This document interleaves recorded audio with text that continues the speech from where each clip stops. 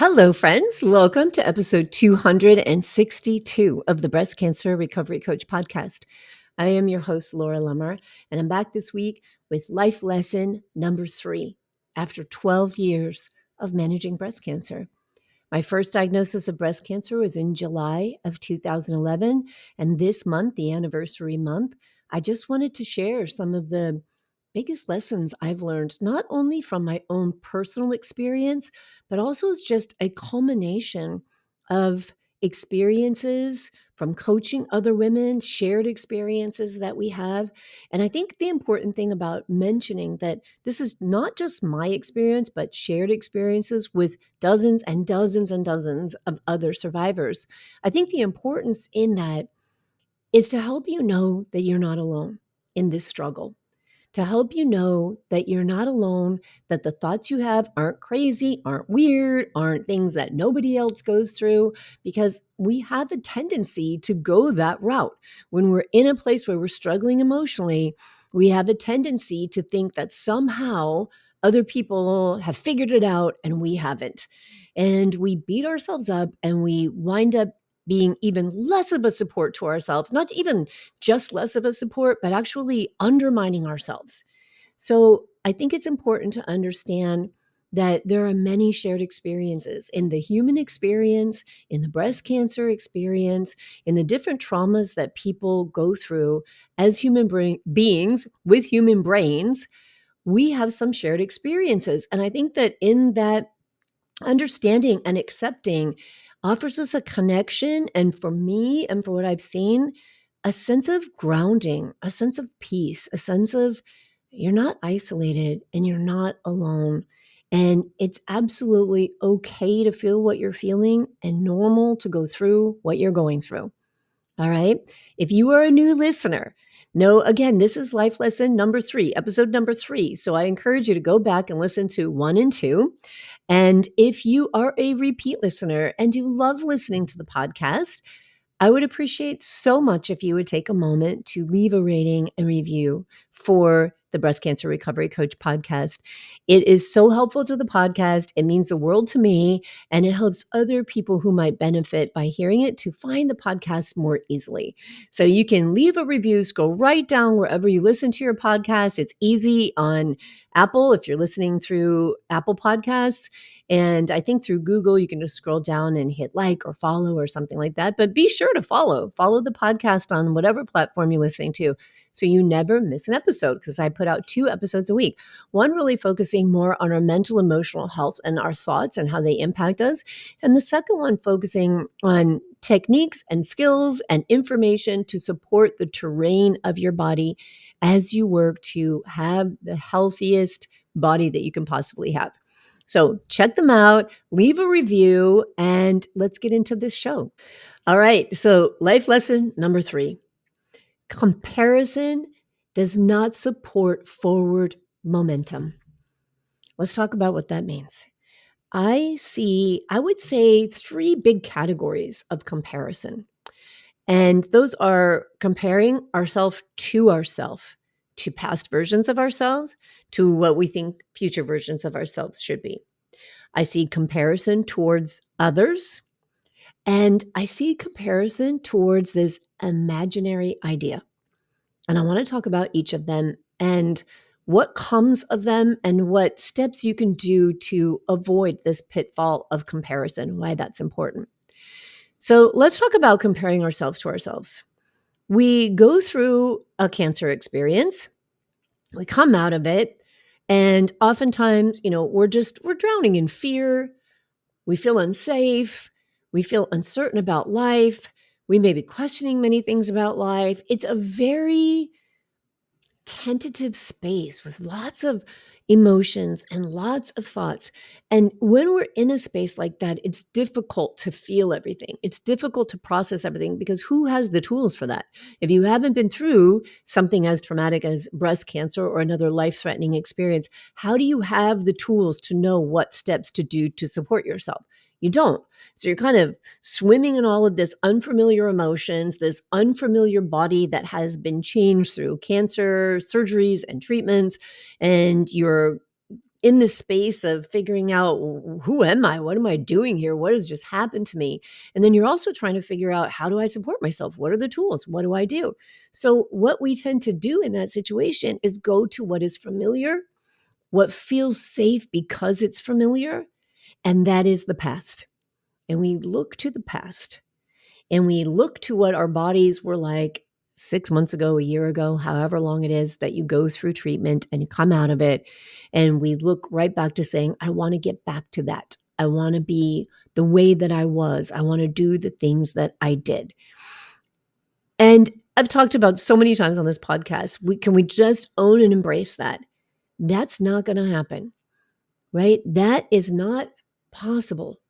We cannot undo a traumatic experience.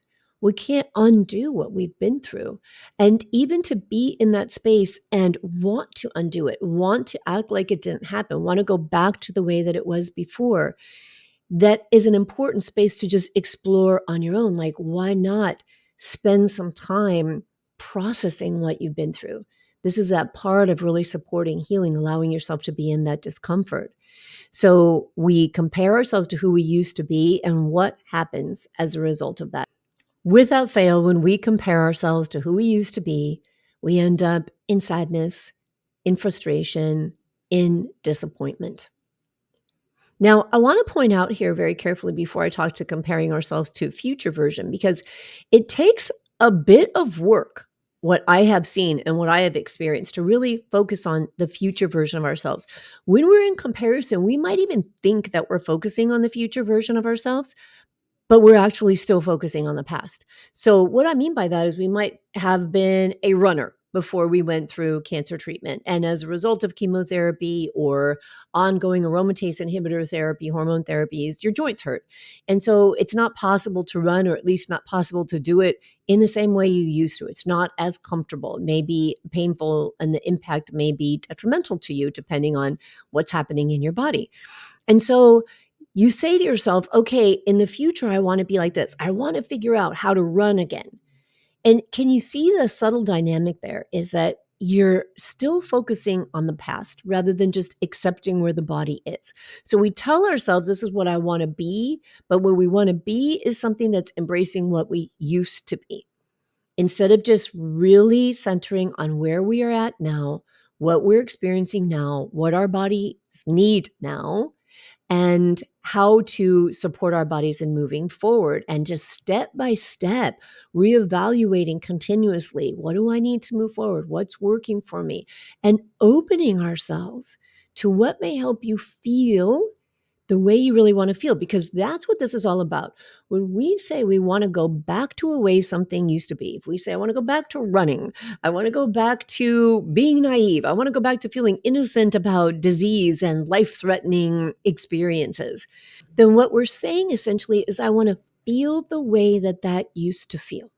This is a really important distinction, friends, because it isn't the activity necessarily that created that you want so bad, that you're craving so bad, that you think you want to recreate.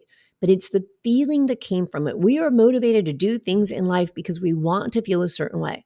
We want to feel happy, or we want to feel joyful, or we want to feel excited, or we want to feel calm or at peace, whatever that is. And sometimes we confuse that with the action we used to take. We remember, oh, at that time I felt like this, and this is how I want to feel again. So I need to go back and do those things, or I need to unlearn what I've learned so that I can feel that way again. And that's just gets you into this mucky mess of regret, right? Of really trying to grab on and hold on to the past and regretting what has been changed, rather than realizing, opening space by being in the moment, opening space for yourself by saying, okay, if I want to feel exhilarated again, what can I do now in my life that might bring about exhilaration? I know in the past I used to do this thing, but maybe now my physical body or my emotional body isn't there, isn't ready to do that. But what else might bring exhilaration?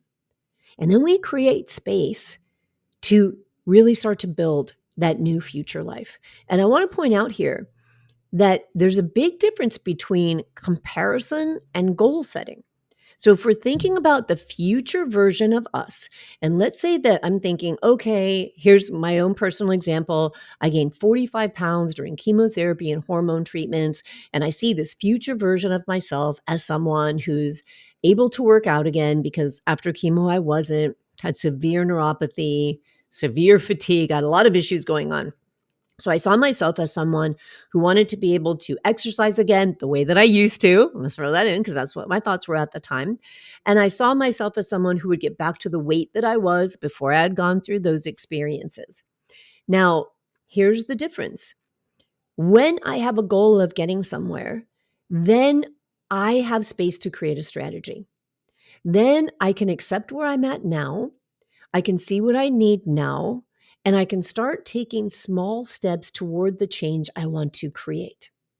When I'm in comparison to where I used to be, then I'm looking where I'm at now and I'm judging and I'm beating myself up and I'm condemning myself for what I am not, that I used to be and somehow lost or somehow had taken away from me. And that creates the feelings that I talked about a minute ago: frustration, anger, resentment, bitterness, sadness, when we're in comparison. So even if I want to be like I was before, if I reframe that and say, I want to feel good when I work out, I want to be at a weight that I felt good in my clothes at, that I felt good in my physical outward experience as. Just reframing that slight shift from this is a goal of mine, and here are some strategies and steps I can take to get there, to that's where I want to go back to, is a really subtle but powerful shift and a powerful change in the way that you treat yourself. I hope that makes sense. So when we're in comparison with ourselves, that's two ways to look at it. One, am I holding on to the past and saying I want to go backwards?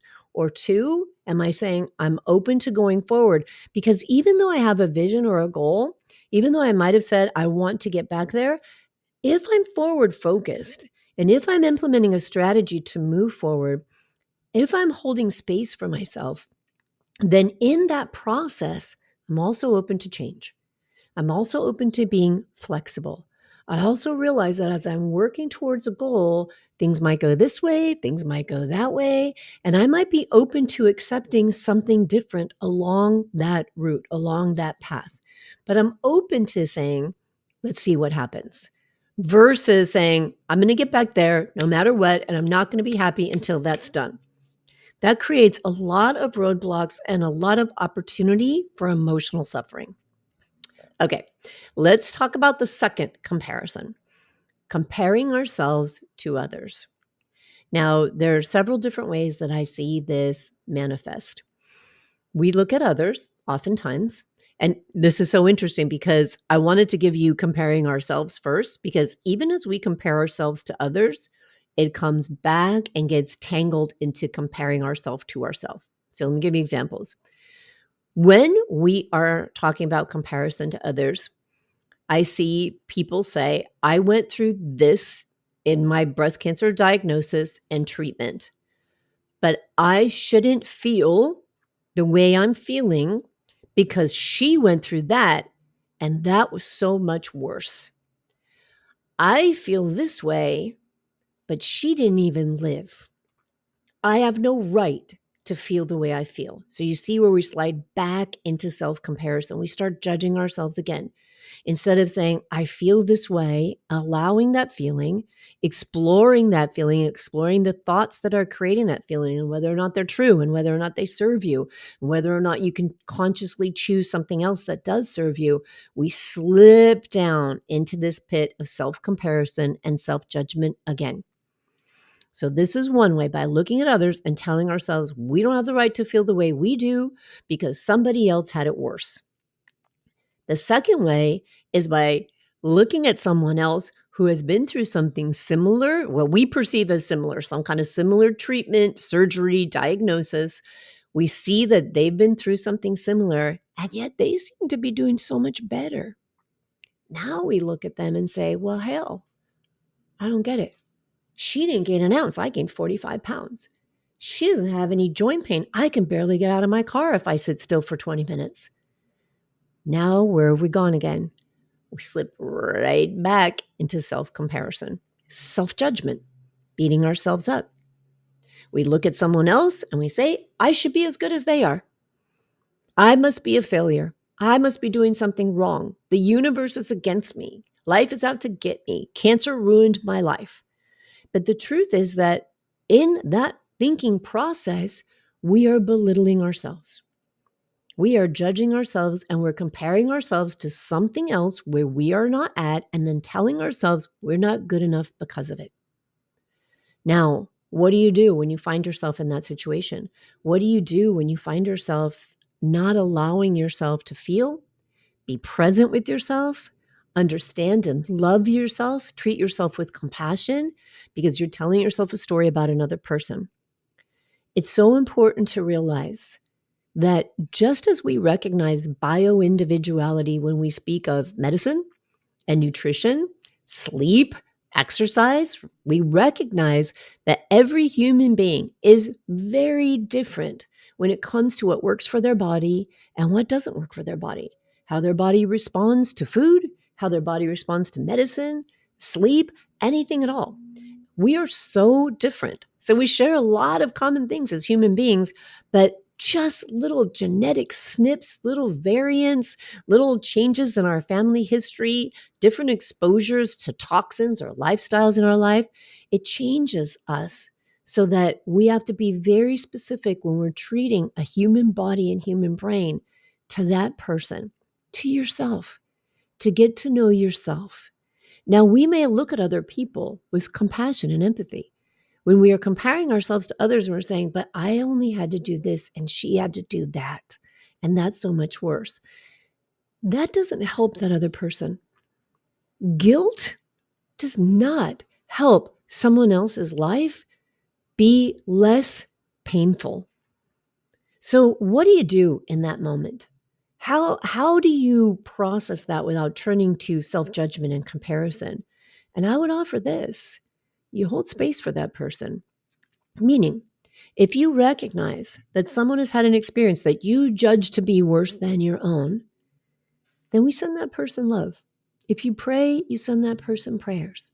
You send that person good thoughts. If you know the person and you're capable of doing something to support them, by all means, reach out and support them. But know that the way that the mind works by turning it back on you is not only not helpful to them, but it's not helpful to you. And so now we're hurting two people at the same time by saying, I should just be grateful. I don't have it as bad as she does. Well, now everybody is screwed in that picture. So recognizing when you're doing that, and at the end here, I'm going to tie this up with a really interesting commonality between all of these comparisons. So keep that in mind.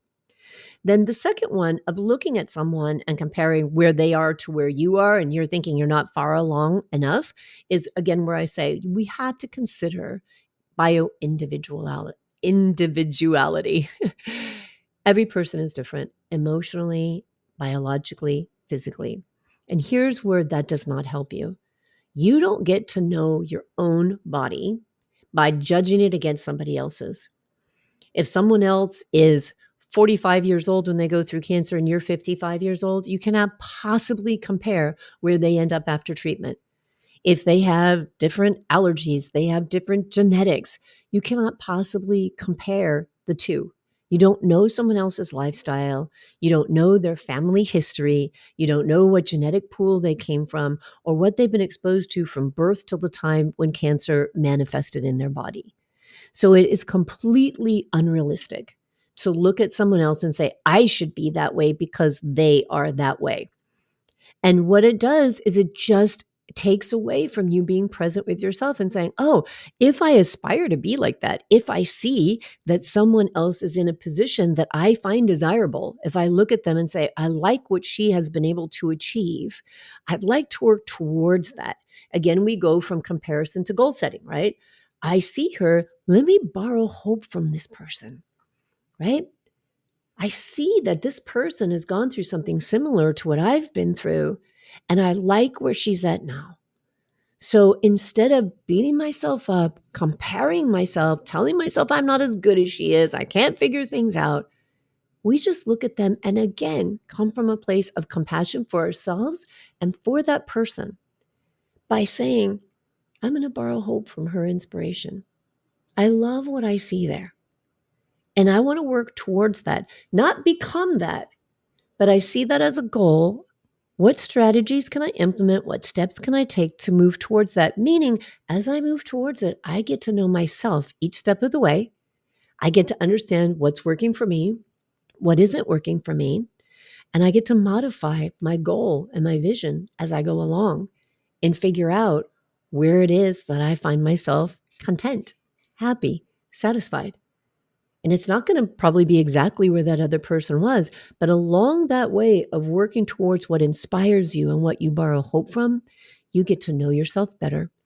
And the more you know yourself, and the more you allow yourself to accept and love yourself, then the more satisfied you seem to get, and the less harsh you are in driving yourself to be something that perhaps is not realistic. All right. Now we come to the third type of comparison, comparing yourself against your imagination. This imagined what should be, the stories, so many stories. Where do they come from? Why are they even there? I don't know. We saw them on a movie. Read it in a book, right? We read some fictional account of a human being and the way they are, what they've achieved at their life at the same age we are in our life. And then we held on to that and we said, yes, I should be like that. That's where I want to be. That's what I should be doing. When in fact, it's not even real. It's a story of maybe even a culmination of other people you've seen throughout your life. And you say, I want to be like that person. But that person isn't even a real person. And the way that we perceive and look and judge the story of where we should be isn't even realistic in itself. We don't even give space for our own humanity in it. We want perfection. We want to be, the golden girl, the goddess. And it just isn't real. But so many times we hold ourselves against this unrealistic expectation based on a fictional story or character in our mind that has just been, I don't know, created over years and years and years. And where do we end up when we do that? We end up buffering. What do I mean by that? We have a fictional idea of where we should be. It's completely unrealistic. You don't even know anybody who's attained it, who's done it, who lives this way, and yet you've got a story about it. So you know you're never going to get there because it's not real to begin with. So what do? You throw up your hands and you say, I'm never going to be able to accomplish that. I'm never going to be able to do that. So I might as well not try. And we turn to our buffers, our alcohol, our overeating, our under-exercising, our judging ourselves, our telling ourselves that we're not good enough, we're not capable, we don't have the capacity, we don't have the time. So again, we end up back in self-judgment again and again. This is where comparison leads us over and over and over into self-judgment. And when we are in self-judgment, think about it right now. When I judge myself, when I have thoughts of how I'm not good enough, either compared to me and compared to her and compared to some fictional idea of a human being, how do you feel? When you have the thought, I should be better. I shouldn't be where I am now. I shouldn't feel the way I feel now. What emotion do you experience? How do you feel that in your body? Notice it. Think about it. Realize how it leads you to certain actions. And I guarantee you that those actions are going to be somehow over this, right? Overspending, overeating, oversleeping, overdrinking, or under moving, under feeling, under expressing, right? They're going to lead to these extreme behaviors because there's no love in it.